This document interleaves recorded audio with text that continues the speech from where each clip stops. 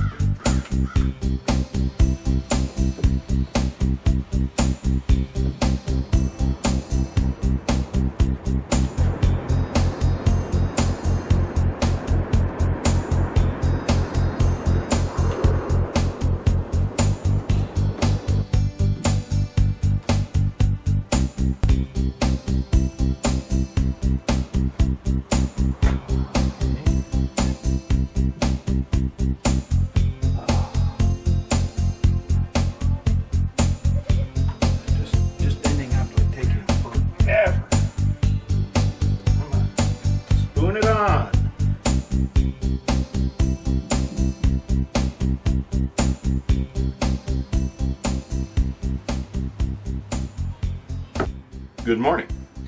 Well, I did the first side of the canoe with the epoxy and fiberglass, and it worked fairly well.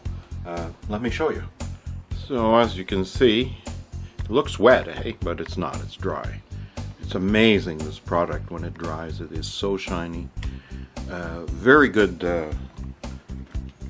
adhesion. Now it is a finicky thing. Experience is called for here.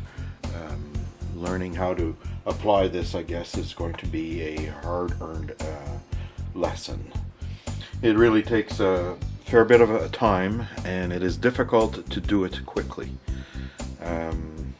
Attention is needed to details.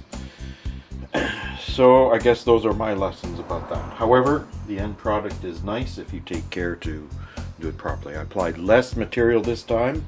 I used a roller to put on the first coat, so there was less drippage, and it adhered well to that. Then I used a combination of roller and paintbrush to apply the second coat over the fiberglass tape. But I must say that it is a product that is prone to wasting your time like crazy if you're not careful. It really takes a lot of time to get the bubbles out and to make sure that there's not going to be any drips. Anyways, it worked. Now to do the other side. I got to flip the canoe around and try it again on the other side. Well, it's time to mix the resin. So I've learned that 7 squirts of resin seems to be enough to do one cloth strip, the length of the canoe. So that's what I'm going to mix. I've also learned that the foam rollers are a real pain. They sop up so much of the liquid, and they end up really not performing well, and then they get hard and they don't roll very well.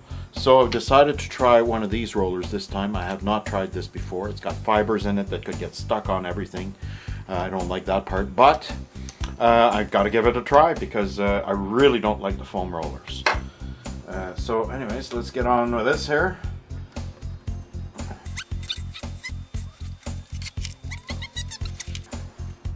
As always, once it's a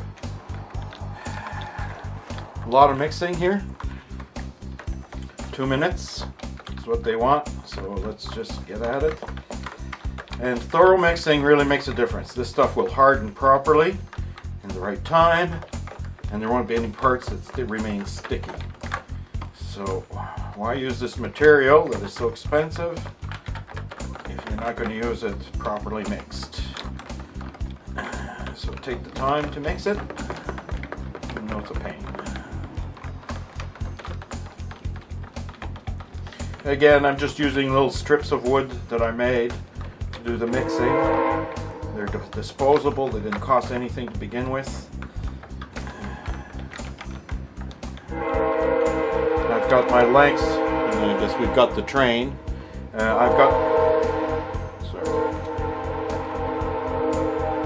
Seems like it's out there ready to wait for me when I speak.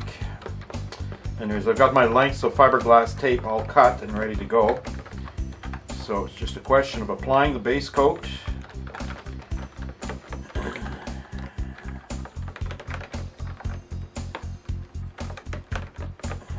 Great, I think this is just about there.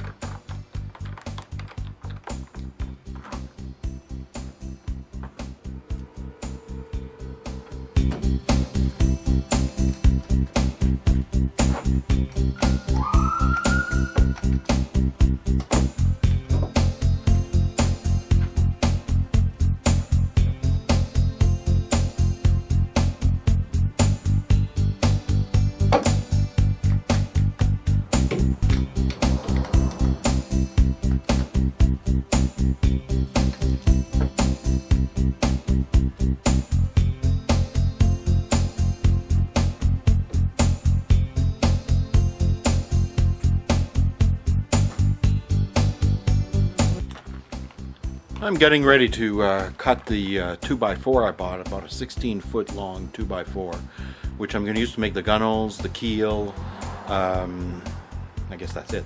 But here's how I'm going to do that. Okay, so I don't know if you can see here, but I've got a little diagram of how I'm going to do my cutting.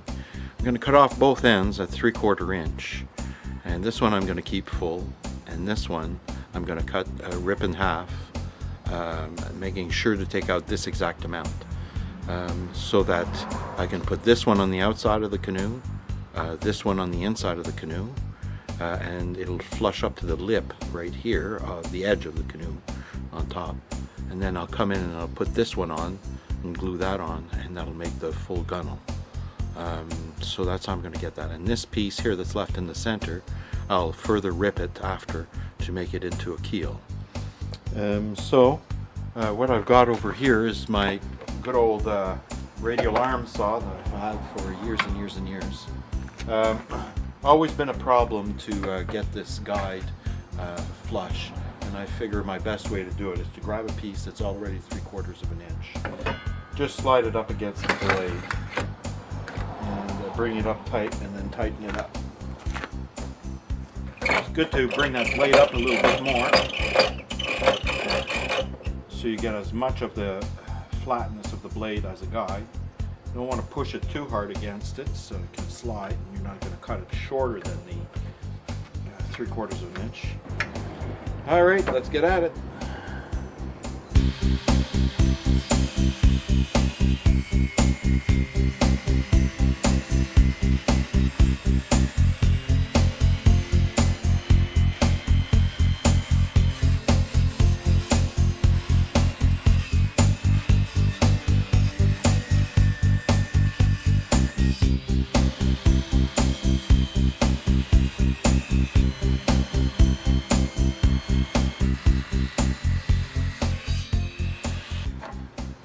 I'm ready to rip the keel for the boat. So what I'm going to do is I've set the blade at an angle so that I can cut off the angles on the edges, because I want to have a little bit of a sharpened end to it.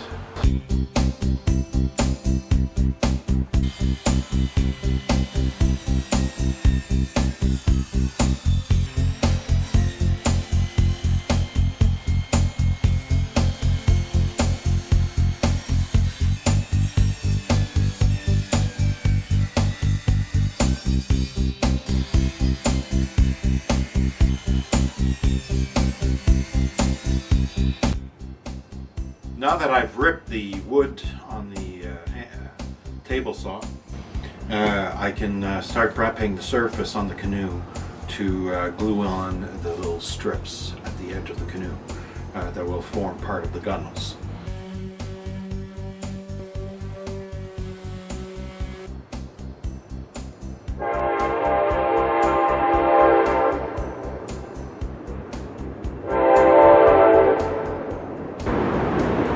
I don't know if this happens to you, but sometimes when you're doing these projects, it becomes difficult to make the next choice.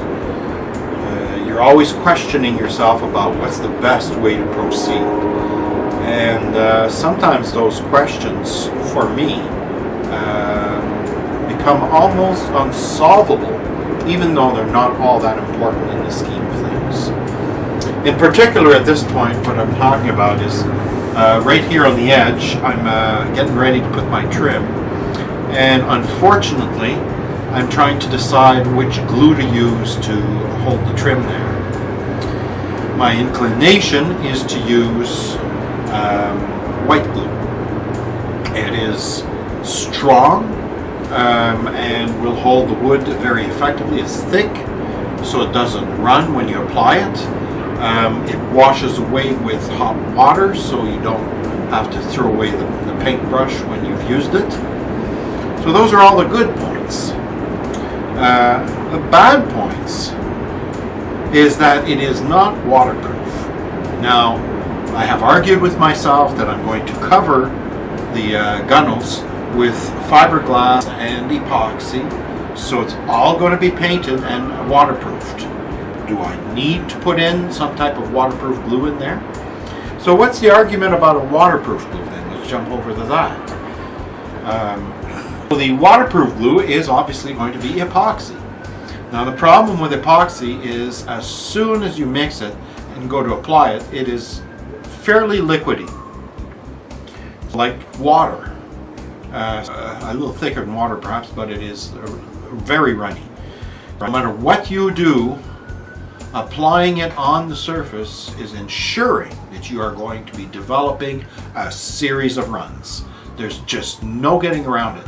If you apply only enough to avoid the runs, there's not enough to act as a glue. You're really caught between a rock and a hard place in this case. But it is a waterproof glue, and once it dries, it is rock hard and will not let go. But again, because it's so thin, not as thick as glue, white glue, it doesn't fill as much of a gap. And I don't really want to add filler to it, because then it'll get essentially too thick. You know, like I'm balancing between these two, and I have to say, a very difficult choice for me. Literally locked.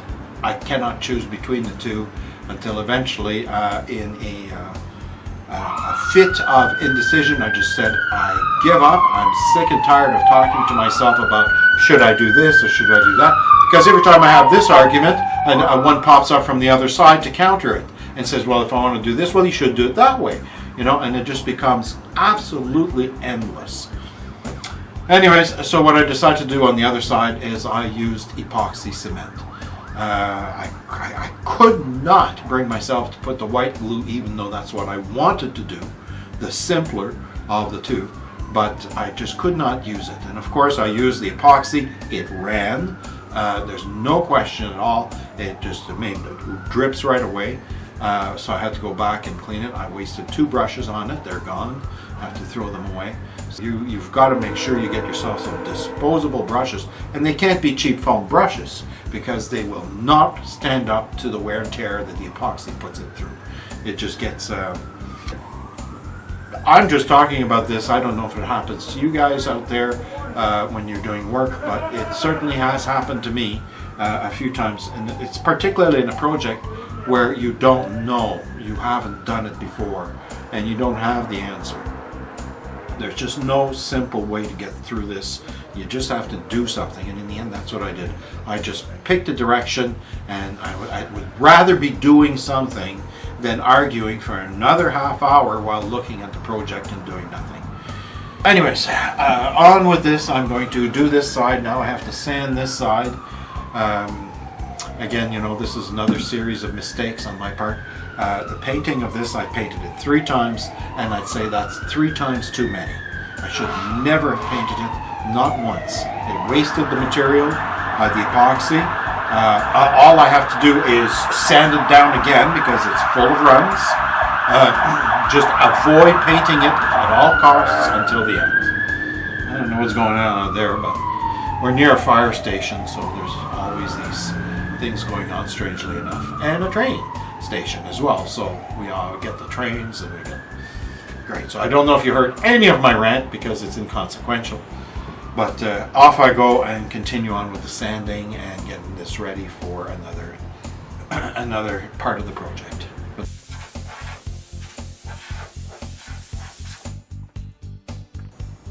That's going to be it for this part of my canoe building adventures. I want to thank you for joining in, and I want to remind you not to forget to subscribe to my channel. Hopefully we'll find a lot of progress in the next episode. See you soon.